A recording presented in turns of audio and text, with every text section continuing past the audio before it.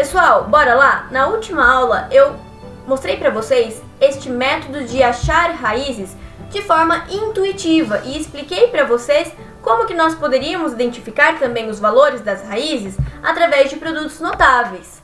Mas, quando nós não conseguimos de cara identificar se é um produto notável e qual produto notável ele é, um trinômio quadrado perfeito, a gente não pode nem deve ficar chutando valores arbitrários. Isso perderia muito tempo que a gente não tem para perder, principalmente nos vestibulares. Para isso, muitos matemáticos estudaram ao longo de vários e vários anos para desenvolverem métodos matemáticos para que nós conseguíssemos utilizar nos dias atuais e que nós utilizamos e muito. Um destes métodos é muito queridinho e conhecido por todos nós. É o famoso Bhaskara, a fórmula de Bhaskara. Se é que vocês ainda têm alguma dúvida de como utiliza o Bhaskara, hoje a gente vai sanar essa dúvida. A fórmula de Bhaskara é utilizada quando nós desejamos encontrar raízes de uma equação de segundo grau. Isso mesmo, uma equação de segundo grau. Se é segundo grau, nós sabemos que vamos ter dois valores possíveis que satisfazem a nossa equação.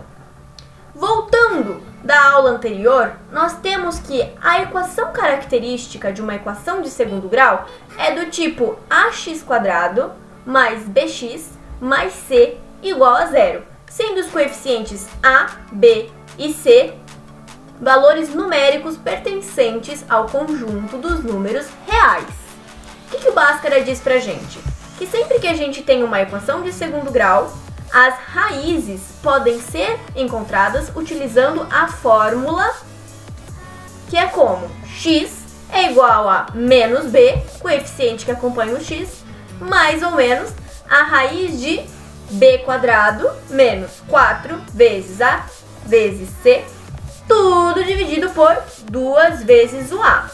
Muita atenção, pessoal, que nesta fórmula o Bhaskara não está considerando os sinais que acompanham o B, o A e o C. Isto é algo que deve ser embutido. Então, por exemplo, se o nosso A é negativo na equação, aqui tem que colocar 2 vezes menos o valor do A, ok? O sinal tem que acompanhar aqui dentro também. Muita atenção para isso.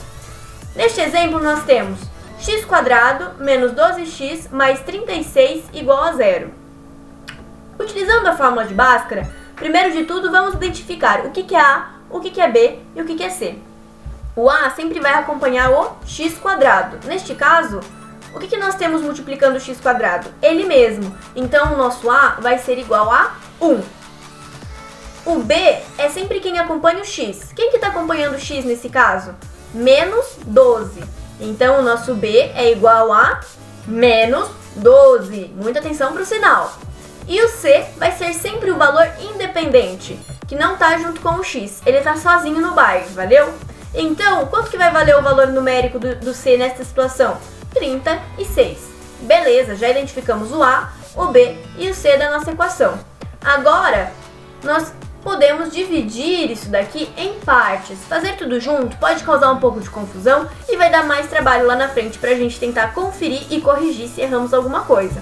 Então, eu vou separar o que está embaixo dessa raiz e vou calcular primeiro. Isso tudo eu vou chamar de delta, que eu vou representar por este triangulinho aqui. Beleza, pessoal? É uma letra grega, então eu vou chamar isso aqui de delta. O nosso delta vai ser o que está dentro da raiz. b² menos 4 vezes a vezes c. No caso, o nosso b é menos 12, menos 4 vezes 1 vezes c. A gente chega aqui, nós vamos ter 12 ao quadrado, 144, e o resultado desta multiplicação, menos 144. Isso deu para nós um delta igual a 0. Beleza, vamos continuar resolvendo o nosso Bhaskara. Então, nós temos menos vezes o B. O B é menos 12, mantém o sinal, muita atenção. Mais ou menos a raiz de tudo isso que nós já calculamos. Tudo dividido por 2 vezes o A. Neste caso, como tudo isso dá zero, raiz de zero é igual a zero. Então, nós chegamos que o nosso x, x1 e x2, que são as respectivas raízes, valem 12, mais ou menos 0,12, dividido por 2. Isso dá pra gente que as duas raízes têm o mesmo valor numérico, ou seja, 6 é raiz de multiplicidade 2 dessa expressão, igual ao slide da aula anterior, em que eu demonstrei o método intuitivo. E aqui eu trago para vocês uma notificação para vocês prestarem muita atenção. O delta da nossa equação sempre vai nos dar uma pista, uma dica do que vai acontecer no final. Se o delta for maior que zero, nós sabemos que vamos ter duas raízes reais e diferentes. Pensem aqui, ó, se nós tivéssemos 12 mais ou menos 1, 12 mais 1, 13, 12 menos 1, 11. De cara, vocês já percebem que o x1 e o x2 seriam valores diferentes. Por exemplo, o x1 vai ser quando eu somo 12 com mais a raiz. E o x2, o 12 menos o que tem aqui na raiz. Então, de cara a gente já percebe que vamos obter duas raízes reais diferentes, porque o delta é maior que zero, então nós vamos ter sim um valor numérico aqui. Se o delta for igual a zero, igual neste caso, a gente já de cara sabe que o valor da raiz vai ser o mesmo para as duas raízes, né? Será uma raiz de multiplicidade 2, apenas uma raiz real que satisfaz a nossa equação. Já se o delta for menor que zero, se a gente chegasse aqui, por exemplo, em delta igual a menos 2, o que a gente diz? Que não existe nenhuma raiz real, prestem atenção, real, para esta equação. Certo, pessoal? Então, vocês não precisam nem continuar resolvendo a equação. Se vocês chegarem aqui e o delta der menor que zero, não existe raiz real. Existe sim raiz no plano imaginário, mas isso a gente pode conversar um pouquinho mais pra frente. Nós temos também o teorema da soma e do produto, que também nos auxilia a encontrar raízes de uma equação de segundo grau, certo? Então, teremos duas raízes. Se nós escrevermos a nossa equação de segundo grau na forma fatorada, x menos x' vezes x menos x duas linhas, x' e x duas linhas são as raízes. É igual a zero. Da onde que eu tirei isso? Voltemos aqui, pessoal, ó, neste exemplo. Percebam que, se nós voltarmos e relembrarmos os produtos notáveis, nós temos aqui, ó, x menos a primeira raiz, vezes x menos a segunda raiz. E se eu desenvolver tudo isso, eu chego na mesma equação, na equação final. Então, neste caso, se vocês pegarem um exemplo, podem chutar aqui, ó, x menos 3 vezes x menos 2. Façam a distributiva e vejam que nós vamos obter uma equação de segundo grau no final. Certo? E o que os matemáticos identificaram? Que sempre que eu faço essa fatoração de x menos a sua raiz, igual a zero, eu obtenho uma equação de segundo grau do seguinte tipo. Os valores que multiplicam o x, apenas o x sem o quadrado, muita atenção, eles vão ser sempre igual a menos o valor da soma dessas raízes. E o termo independente da minha equação final vai ser sempre o valor obtido a partir do produto destas raízes. Isso tudo vai caracterizar a nossa equação. Vamos pensar agora no mesmo exemplo do slide anterior. x² menos 12x mais 36 igual a zero. O nosso b é igual a 12 e o 12 é igual a menos a soma das raízes. Certo? Menos 12 é menos a soma das raízes, porque eu estou fazendo uma analogia. Neste caso, eu tenho x² menos sx mais p igual a zero, certo, pessoal? Então, vale lembrar aqui, ó, o s é de soma, o p é de produto. Tudo isso igual a zero. Então, a gente sabe que a soma das raízes é igual a 12, certo? Porque eu tinha menos aqui, então a soma é igual a 12. Muita atenção para o sinal. E o produto é igual a 36. Este método é muito mais intuitivo, a gente tem que parar e pensar um pouquinho. Qual a soma de dois valores numéricos, que é 12, e o produto destes mesmos valores numéricos igual a 36. Por lógica, nós concluímos que apenas 6 com 6 podem satisfazer as duas igualdades, de soma e de produto, certo? Então, consequentemente, encontramos os mesmos valores de raízes, como no slide anterior por Bhaskara. O que eu indico para vocês? Este método é mais rápido para encontrar os valores das raízes, mas também este método exige uma lógica matemática maior do que o Bhaskara. O Bhaskara é a aplicação de fórmula. Tem algumas situações em que nós temos, por exemplo, raízes sendo um valor fracionário, fração. Neste caso, é muito mais difícil de cara você bater o olho e intuitivamente já descobrir qual que é o valor pela soma e pelo produto, o valor das raízes, pensando que, na maioria das situações, as raízes têm valores diferentes. Nesse caso, é muito melhor usar o Bhaskara, é a melhor opção, em vez de usar a teorema do soma e produto, quando nós temos situações mais complexas, pois dessa forma nós evitamos perder muito tempo apenas numa questão do vestibular, por exemplo.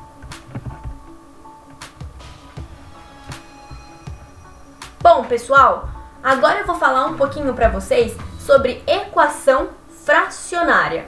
As equações fracionárias são equações, expressões algébricas que contêm uma igualdade em que pelo menos um dos termos é uma fração algébrica.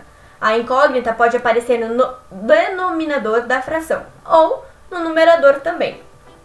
Ok, pessoal? Então, nós temos aqui uma equação fracionária do seguinte tipo: 1 sobre 6x mais 3 sobre 2x igual a x menos 1 sobre 4x².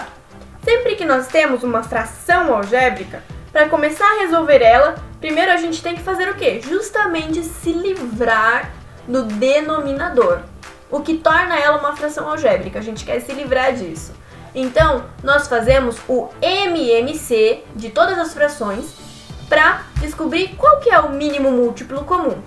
Bom, o mínimo múltiplo comum de 6x, 2x e 4x² é igual a 12x². Como que eu achei isso? Primeiro a gente vê qual que é o mínimo múltiplo comum da parte numérica, dos coeficientes. Bom, o mínimo múltiplo comum de 6, 2 e 4 é igual a 12.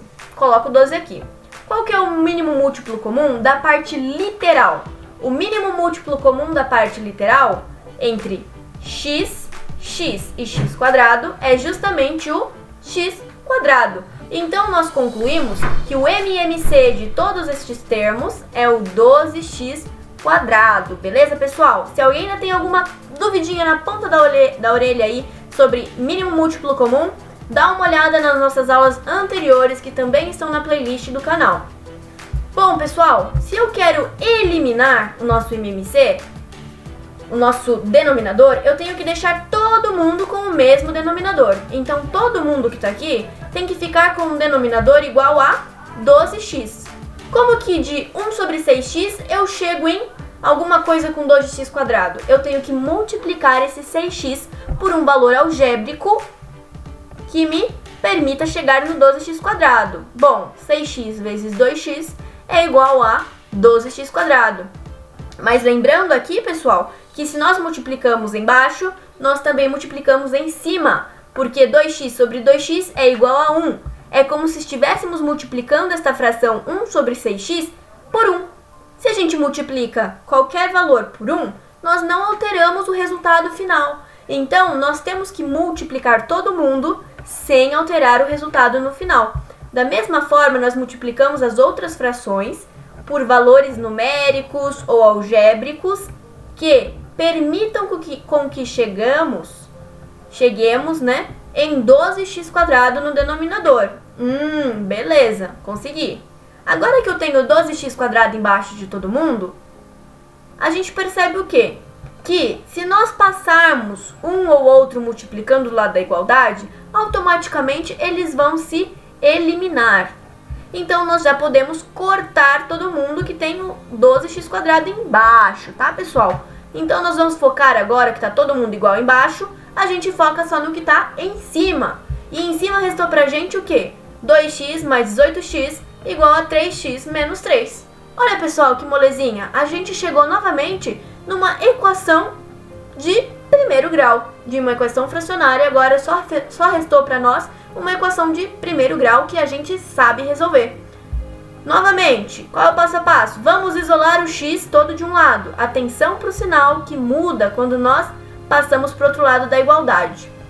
A gente chega que 17x é igual a menos 3. Então, se nós passarmos o 17, estava multiplicando, vai passar dividindo, x só pode ser igual a menos 3 sobre 17. E essa foi a resolução de um exemplo de exercício com equação fracionária. Muita atenção para o MMC dos denominadores. Quando tenho todos os denominadores iguais, posso cortar todo mundo e trabalhar só com o que restou em cima. Valeu, pessoal? Se restar uma equação de segundo grau, tenta soma e produto. Se não deu, vai no Bhaskara mesmo. E a equação de primeiro grau é mais tranquilinha de trabalhar. Bom, pessoal, eu trouxe aqui para vocês também um slide falando sobre equação exponencial. O que é a equação exponencial? É a equação em que pelo menos uma incógnita aparece no expoente da equação. Gostaria que vocês dessem uma olhadinha, uma atenção especial para essa tabelinha de propriedades, relembrando também as aulas passadas de potenciação. E basicamente, quando nós temos a mesma base, para que duas expressões algébricas, duas equações exponenciais sejam iguais, se nós estamos trabalhando na mesma base, no caso 2, nós sabemos que os expoentes também têm que ser iguais. Então, nós vamos trabalhar só com os expoentes, se temos a mesma base. Quando a gente tem bases diferentes, nós já analisamos para ver se isso se enquadra numa propriedade, como neste exemplo por aqui, ó. Quando que nós temos uma expressão exponencial igual a 1? Vamos pensar na propriedade. Só se o número, o valor numérico, for elevado a 0. Então, disso a gente já tira que todo esse expoente tem que ser necessariamente igual a 0. Isso aqui a gente resolve por Bhaskara, certo, pessoal? Deem uma lida, deem uma estudadinha em equação exponencial. Mais pra frente a gente vai liberar também um vídeo sobre equação exponencial e propriedades do logaritmo para vocês estudarem e ficarem ainda melhores nessa parte algébrica matemática. Valeu, pessoal? Esta foi a aula de hoje, a parte 8, vídeo que resume aí o que nós tivemos na nossa aula 8. Bons estudos para vocês e qualquer dúvida nos procurem. Um abraço e saúde a todos!